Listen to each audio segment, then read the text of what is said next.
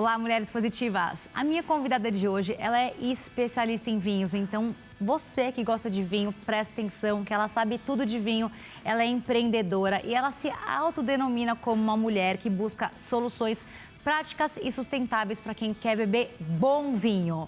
Gabi Monteleone, muito obrigada pela sua presença. Eu que agradeço o convite. Vamos começar pelo básico. Então, sommelier é aquela que é especialista em vinhos, não dentro de casa, mas em locais públicos, correto? Sim, a sommelier é um profissional que está intimamente ligado ao serviço do vinho, ao servir o vinho. E com essa chancela, assim, a gente sabe colocar o vinho na temperatura correta, quando precisa decantar, quando não precisa, mas tem todo o conhecimento técnico de um especialista. Então, as regiões, as uvas, conhecer os produtores, as produtoras também é uma coisa importante da profissão. E você adora o recorte do vinho brasileiro. Conta pra gente.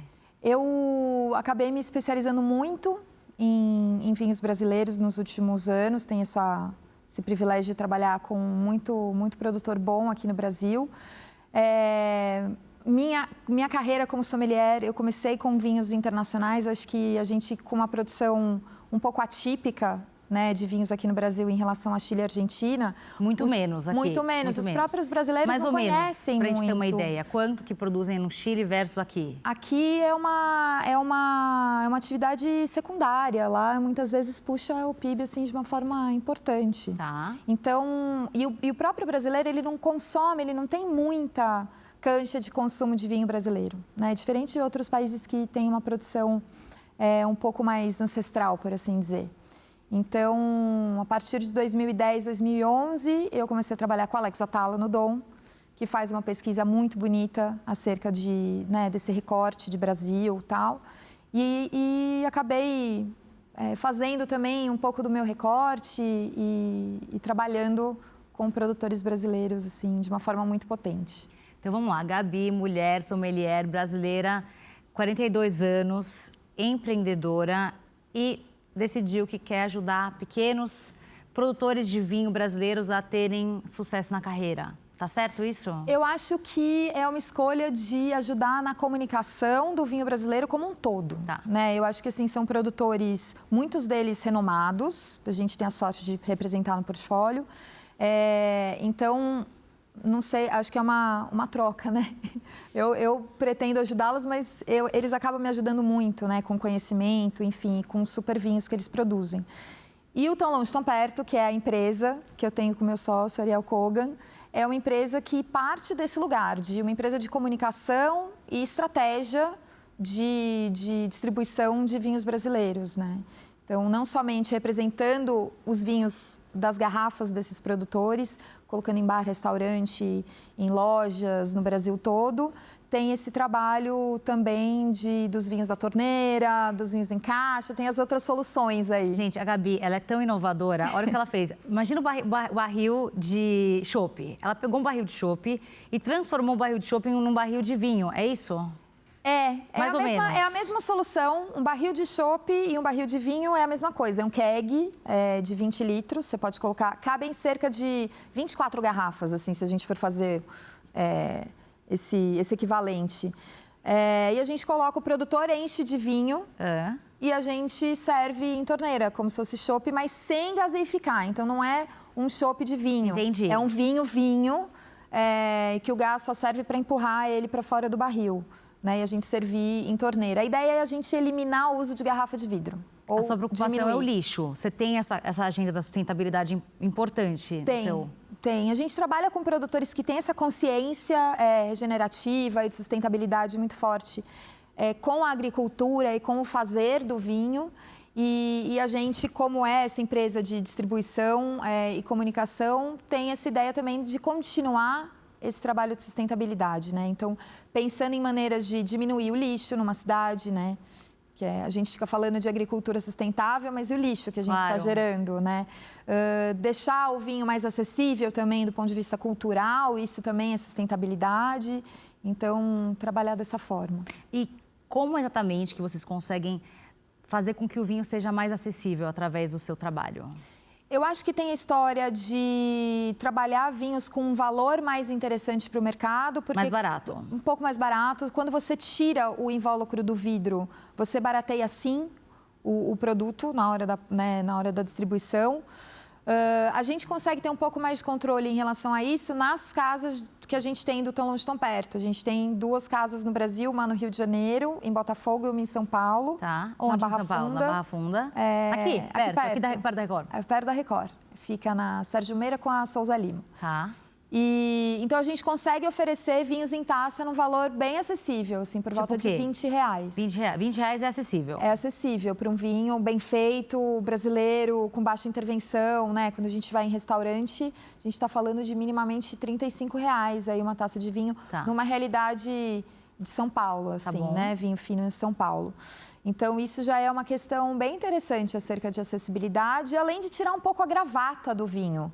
Né? Eu acho que trabalhar o vinho on tap, né, esse sistema da torneira, ou na caixa, eu acho que dá um maneirismo assim, menos formal, que as pessoas acabam ficando mais próximas, né? Não tem medo de fazer errado, de quebrar rolha, de se está servindo certo.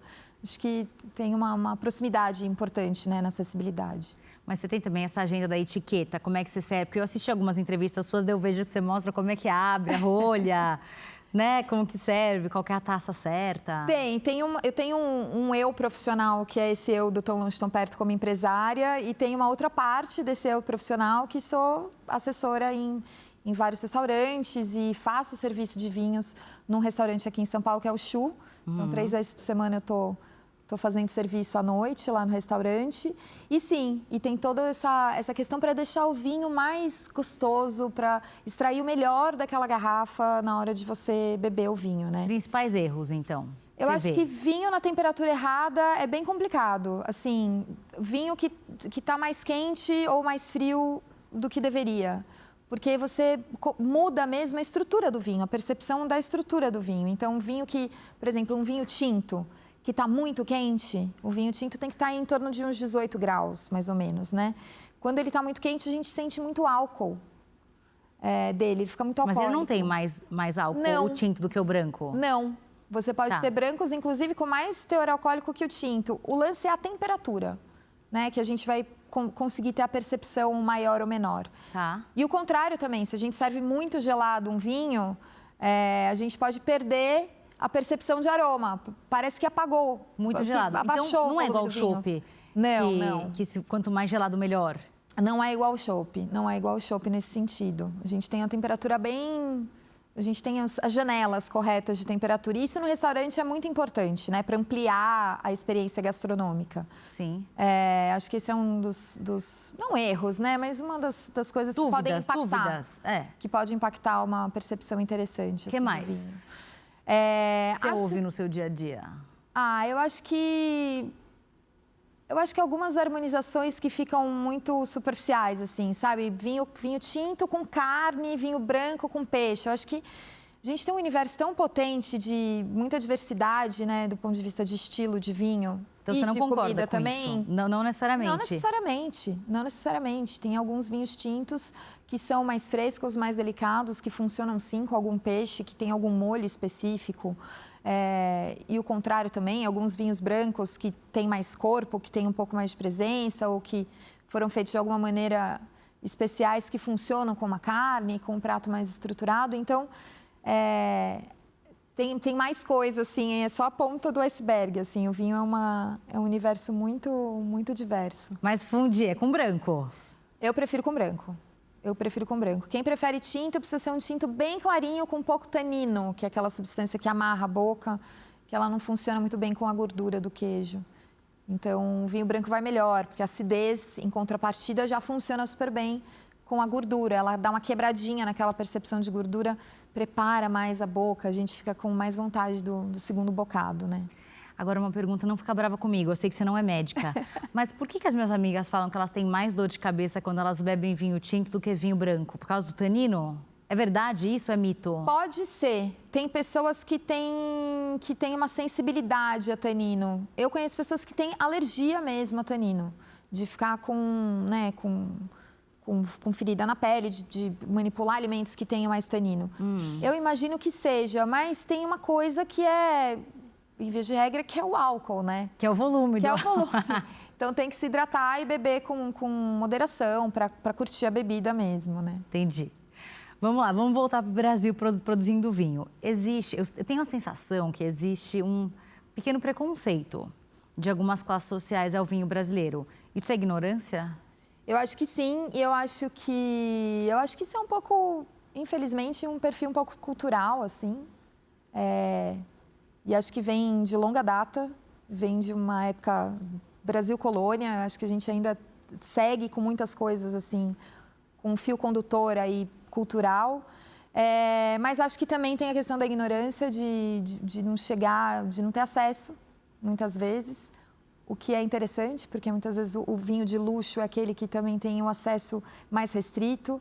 E aqui no Brasil a gente tem muito vinho interessante, que também tem um acesso restrito, que poderiam ser comparados a artigos de luxo, efetivamente. Mas eu acho que falta informação. Eu acho que falta informação acerca do que é o vinho brasileiro, de como é essa produção, do estilo do vinho brasileiro. Conta um pouco pra gente, pra alguém que não tem ideia, assim como eu, por exemplo. Eu coleciono vinho, eu amo vinho, mas não tenho ideia do que seja o vinho brasileiro. Eu entro nessa parcela das pessoas ignorantes, então me diga, por favor, a gente tem uma formação da vitivinicultura brasileira muito diferente dos nossos vizinhos, né, de continente. Então, a gente tem uma história diferente do Chile e da Argentina, por exemplo, que são grandes produtores de vinho, né? Começa pela colonização que foi espanhola, lá portuguesa aqui. Então, a gente já tem percepções diferentes acerca disso. Depois, a gente teve uma imigração italiana ali em 1970, 1930, muito potente. Com eles, a gente teve a chegada de algumas variedades italianas que perduram até hoje sua produção. Cada vez mais a gente tem feito esse resgate, porque são variedades de uvas super adaptadas ao terroir brasileiro. Qual, por exemplo? Peverella, Teroldego, Barbera, Nebbiolo, variedades italianas. E pega bem no solo brasileiro? Que dão vinhos muito interessantes, muito gostosos, vinhos de guarda ou não, mas vinhos muito bem feitos, de extrema qualidade. A gente tem algumas questões climáticas que podem ser algozes assim, para a produção brasileira. Rio Grande do Sul, a gente conhece assim, né, como um terroir de chuva, chove muito na época da colheita, que é uma época muito sensível, a gente tem muita geada na época da floração, né? Daí já era, perde? A gente pode ter perdas de produção muito grandes. Então, a gente acaba tendo uma produção mais restrita em muitos momentos, né? Então, acaba que não chega esse vinho. Como estilo, eu acho que toda essa questão climática, de solo, de imigração, o que a gente planta, ela dá uma característica para o vinho brasileiro de muito frescor. Um vinho elegante, com baixo álcool em comparação com os argentinos, por exemplo. Mas tem menos álcool mesmo, de fato? Eles podem ter menos álcool, sim, por uma questão da maturação da fruta. Né? A fruta, ela amadurece de uma maneira diferente aqui no sul do Brasil. Estou falando mais do sul, tá? A gente tem hoje em dia outras regiões produzindo, mas eu estou me atendo mais ao Rio Grande do Sul. Então, a gente tem um estilo muito elegante, assim, de vinho. Olá, muito então, especial. Vocês que têm preconceito com o vinho brasileiro, vocês podem mudar de ideia, porque o vinho brasileiro é maravilhoso. É isso. E qual que é o seu vinho brasileiro preferido? Vai, os 3 que você mais gosta? Gosto de muitas coisas e de verdade, vou dar 3 só porque você me pediu 3, senão daria. Bora lá. Quer falar mais? Tá bom, então 5. 5, vamos lá. Espumante, gosto muito da família Gás, que está ali em Pinto Bandeira, no Rio Grande do Sul, Bento Gonçalves. Acho que faz espumantes método tradicional fantásticos, alguns deles de guarda, assim, que tem realmente meu coração, gosto muito de trabalhar. Produtor que é muito meu parceiro, inclusive a gente tem um vinho junto, que é o Luiz Henrique Zanini, da Era dos Ventos e da Valontano. Ele tem esse projeto conjunto, que é o vinho de combate, que é o vinho do Bag in Box. Ele faz um vinho laranja muito importante para o Brasil, né? Um branco que fica ali macerando com a casca, por isso o vinho laranja, que é o de Peverella. Gosto muito da outro vinho, que é uma microvinícola que fica em Monte Belo do Sul, também no Rio Grande do Sul. Mais experimental, mas também vinhos muito gostosos, fáceis de beber. Que mais? Mais um. Tanta coisa, mais um. Gosto muito da Vanessa Medin, que é uma produtora que está também no Rio Grande do Sul. É uma bodega pequena, ela tem um trabalho de agricultura muito interessante e ela faz... também ela é muito criativa, sabe? Ela pensa de uma forma muito individualizada com os seus cuvês, com os seus vinhos. E uma força feminina, né? Acho importante também. Maravilhoso. Então, no segundo bloco, a gente vai falar mais sobre mulheres no vinho, Gabi. Tá bom. Olha, o papo aqui sobre vinho tá ótimo, mas agora tem um recado para você. Você tem medo de caminhar sozinha pelas ruas? Eu e muitas mulheres também já nos sentimos assim.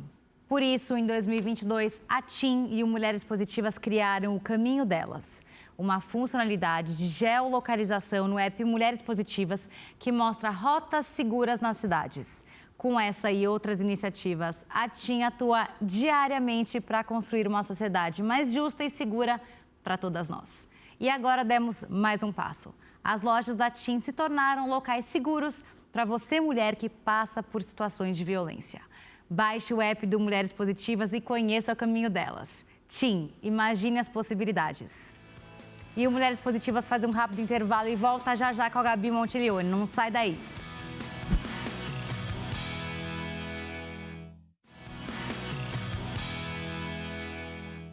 E o Mulheres Positivas está de volta com a Gabi Montilioni. E eu quero trazer um dado para você aqui, Gabi, que eu fiquei um pouco assustada. Vamos lá. Dados recentes indicam que menos de 20% dos enólogos no mundo são mulheres. Outro dado. Nos Estados Unidos, levantamentos mostram que apenas 14% das vinícolas têm uma mulher como enóloga principal. E aí? E aí que eu não vou te discutir dados, mas eu vou te falar a minha percepção, baseada, né, numa experiência diária, assim, né? São 20 anos lidando com vinho, conhecendo gente do mercado. E sim, a minha percepção é que eu conheço, que eu sou apresentada a menos mulheres enólogas do que a homens enólogos. E mais do que isso, além do enólogo, porque enólogo é quem faz o vinho, muitas vezes ele é uma pessoa que está contratado, que é um funcionário de uma empresa, né? Quem é o dono dessa empresa muitas vezes é homem. Eu conheço poucas mulheres proprietárias de terra, proprietárias de produção. Então, sim, a minha percepção é essa do dado. Bate com esse dado. Bate com o dado, mas acho importante também pontuar que a percepção da sommelierie, ou seja, de quem está no serviço, fazendo essa parte da comunicação, da venda, da educação, do trabalho em restaurante, de curadoria, de posicionamento estratégico das vinícolas no mercado, vejo muitas mulheres hoje aqui no Brasil, principalmente com relevância, assim, né? Que tem um brilho aí. A gente tem o Guia Michelin, que premia os restaurantes, que dá as estrelas para os restaurantes, ele tem a categoria de sommelier e esse ano quem levou sommelier foi a Maíra Freire, do Rio de Janeiro, que trabalha no La Salle. A gente tem Daniela Bravin, Cássia Campos com a sede 261, que é o super bar de vinhos, que tem um restaurante, que fazem consultoria, enfim. Tem Marina Gilberti, que é sommelier grande amiga, que está ali em Paris com as 2 lojas de vinho, fazendo um monte de coisa. Então, eu percebo, assim, uma potência das mulheres, né? Paz Levinson, que é uma super sommelier, que é argentina, mas hoje é a chefe executiva da Anisofpi, que cuida das operações de vinho dela no mundo todo. Então... Quer dizer, é um mercado em ascensão. É um mercado em ascensão dentro de um machismo estrutural, que existe, que está aí, mas a gente não vê a competência e isso vai despontando. Eu quero que você deixe uma dica para quem está te ouvindo, assistindo, mulheres que querem entrar nesse mercado. Mas antes disso, eu quero desabafar que tem algo que me deixa transtornada. Todo final de semana, quando eu vou a algum restaurante, eu faço questão de ver para quem que o garçom vai oferecer para experimentar o vinho. Toda vez vai para um homem. Então, vou falar aqui, vou dar uma dica de serviço. Fico que, muito na verdade, brava. É um despreparo da equipe. O garçom deveria seguir a etiqueta do serviço de vinho. Quem prova o vinho é quem pediu o vinho.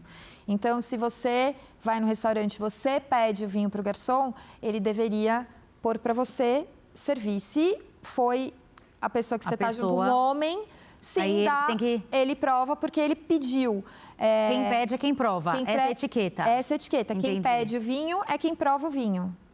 Então, fica aí essa dica para os meus colegas, garçons, atendentes. E se não foi você que tirou o pedido na mesa de Fabi, você pode perguntar para o cliente que tirou o pedido. Quando você, garçons que me encontrarem, sou eu que vou experimentar sempre. É isso. Independente de quem estiver sentado comigo, eu que vou experimentar. Eu sou a mulher, eu que decido que se o vinho tá bom ou não, que história então, é quando chega na sua mesa, você já faz para mim. Eu sempre faço. Pode, eu nem pergunto, eu falo assim, pode dar para mim, para mim. Eu vou experimentar. Dica, por favor. Olha... Dica não, uma mensagem para as mulheres e meninas que querem seguir na sua profissão maravilhosa. Que dica que você daria para elas? Eu daria a dica de estudarem, investirem em si mesmas, se puderem.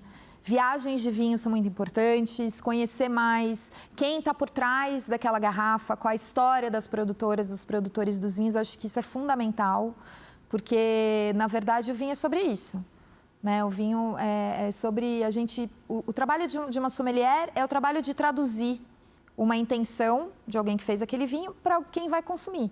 Então, é muito importante a gente estar próximo de quem produziu o vinho. Então, investimento no seu estudo, investimento numa outra língua, se possível. Né? A gente tem muita literatura de vinhos em outras línguas, em inglês, em francês, que é um berço importante, né, para a vitivinicultura.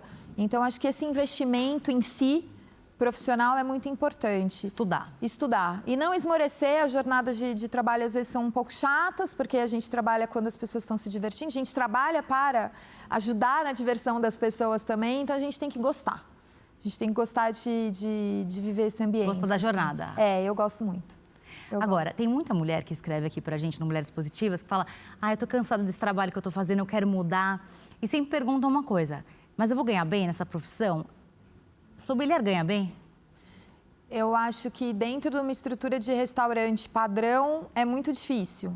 Não é fácil. Assim, então não é bem remunerado. O tanto que a gente tem que investir é muito difícil ter o retorno.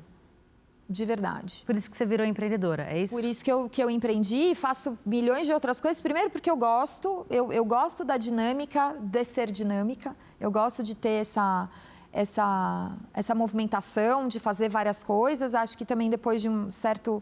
De alguns anos na área, eu tenho possibilidades de fazer outras coisas que não somente o serviço de vinho num restaurante. Mas talvez ser mais polivalente é mais interessante em termos de remuneração. Porque a remuneração da gastronomia, ela é muito difícil, assim. Ela é muito difícil. Ela fecha a conta, mas é justo. Então, mais duro, né? Porque, imagina, que hora você entra no restaurante? A minha rotina, se eu fosse fazer uma rotina de restaurante, quando eu vou para o Chu, por exemplo, eu chego às 6h30 da tarde. Vai embora que horas? Faço um horário só. 6h30 da tarde e vou embora 11, meia-noite. No dia seguinte acorda porque tem sua empresa que você tem que Aí tocar. eu tenho minha empresa e aí eu acordo cedinho, estou fazendo minhas empresas, tem evento, tem, enfim, não reunião. Não é fácil. Mas não é fácil, mas é gostoso, assim. Eu acho que eu tenho realmente o privilégio de estar inserida na profissão que eu escolhi. Você ama. Que eu vejo, que eu tenho muita esperança, assim, como fator de transformação social. Por que você diz assim. isso? O que você quer dizer com isso? Eu acho que dentro principalmente de um restaurante, de uma estrutura de restaurante, tenho como exemplo o Luciano Freitas, que é sommelier do Dom hoje, que foi que é meu querido amigo e foi meu colega durante muitos anos de trabalho. E ele chegou no Dom como assistente de garçom, como comi. Esterilizava talher, hoje é o primeiro sommelier do Dom, sabe? Que é considerado um dos grandes restaurantes do mundo. Então, assim, existe uma transformação econômico-social ainda muito potente no restaurante, que acontece, sim. Mas sem romantizar, é uma área difícil, com uma jornada de trabalho apertadas e com uma remuneração que não é um mercado financeiro, por exemplo, sabe? Não é uma realidade diferente, assim. Claro. Mas é uma realidade também muito feliz e que tem possibilidade. Tá, então para quem está querendo mudar de profissão, mulheres que querem mudar de profissão, vale a pena investir, mas saibam que... Tem que entender direitinho o que quer fazer. Se você quiser ir para... se você quiser empreender, o que você vai fazer? Você vai montar uma loja de vinho? Você vai montar uma escola? Ou se você só quiser fazer um curso de sommelier para o seu conhecimento, mas sem atuar como sommelier. Então, mas quem quiser transição de carreira mesmo, precisa entender exatamente quais as suas pretensões em termos salariais e fazer essa lição de casa, se é isso mesmo. Né? Eu comecei já querendo ser sommelier, né? Eu já comecei minha carreira no começo dos anos 2000, fiz gastronomia, fiz hotelaria, então eu já fui para o caminho da hospitalidade e da gastronomia. Então, fui construindo passo a passo, investindo e aprendendo e fazendo uma carreira. Então, eu não fiz esse trabalho da transição. Mas daí, em um momento, você falou, chega, eu preciso empreender também, porque... No fatídico 2020, o ano em que paramos, em que o mundo parou, né? O ano que a gente entrou em quarentena, os restaurantes sofreram demais, né? Porque fecharam, ficaram trabalhando em delivery. As equipes de atendimento foram reduzidas drasticamente, as de cozinha ainda se mantiveram, algumas, porque o delivery começou a acontecer, mas o atendimento, você não tinha o cliente chegando lá, então como é que os restaurantes iam... Eu já estava como consultora na época, eu já estava no meu início do empreendedorismo, e eu liguei para o meu sócio, o Ariel Kogan, que na época era meu supplier, ele me fornecia os vinhos, vinhos argentinos. E eu falei, Ariel, vamos fechar os restaurantes, eu acho que a gente podia montar um projeto junto. A gente tinha voltado da Argentina há pouco tempo. E a ideia era marcar online uma degustação com o diferencial de que não era eu falando do vinho para você. Era o próprio produtor falando do seu vinho para você. Mas tá vendo, você pegou uma oportunidade. É a história de quando as pessoas, quando tem numa crise, ou você chora ou você vende lenço, você arrasou.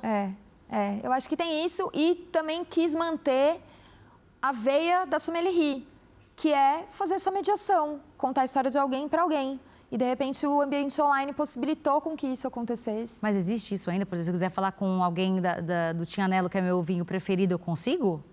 Se alguém te indicar, provavelmente. Você, mas eu quero contratar você para você fazer isso para mim. Vamos sim, vamos Consigo? Fazer. Consegue. Comigo você consegue. Desculpa, continua. Daí? E aí a gente foi evoluindo esse projeto, por isso que as empresas chamam Tão Longe, Tão Perto.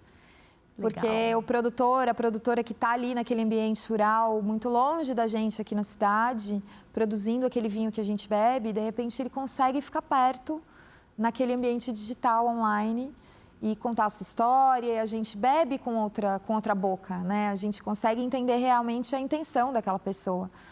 Porque eu acho muito fascinante o vinho, porque ele é um produto que vem de uma agricultura muito potente. Então, você tutelar um pedaço de terra, né? Você produzir algo, eu acho muito, muito especial, assim. Maravilhoso. Então, essa é a história que o Tão Longe, Tão Perto quer contar. Gabi, eu queria que você falasse mais sobre os seus negócios, mas a gente não tem tempo. Então, você vai ter que me falar um livro, um filme, uma mulher que você admira. Por favor. Vamos lá. O livro, eu gosto muito do Byung-Chul Han, que é um filósofo coreano. E ele tem uma série de livrinhos, são livros fininhos, gostosos de ler. Tem um que chama A Sociedade do Cansaço, que é um super famoso. Byung-Chul Han é em coreano isso? Tá. Mas ele tem um que eu gosto muito, que é O Desaparecimento dos Rituais, que eu acho que é muito, muito interessante. Filme, eu gosto de coisas bonitas. Tem um filme que eu gosto muito, que eu não lembro a tradução, chama In the Mood for Love, que é um filme lindo, que tem uma estética mais oriental, assim, que eu acho maravilhoso. E eu admiro muitas mulheres, mas vou escolher uma figura feminina do vinho, duas figuras femininas do vinho, na verdade. Vou falar de uma amiga querida, que é a Paz Levinson, que é uma sommelier argentina que me inspira, porque também faz muitas coisas em prol do vinho e de falar, né, dessa intenção toda, essa potência do vinho. Ela mora em Paris, trabalha, vem também para o Brasil, vez por outra.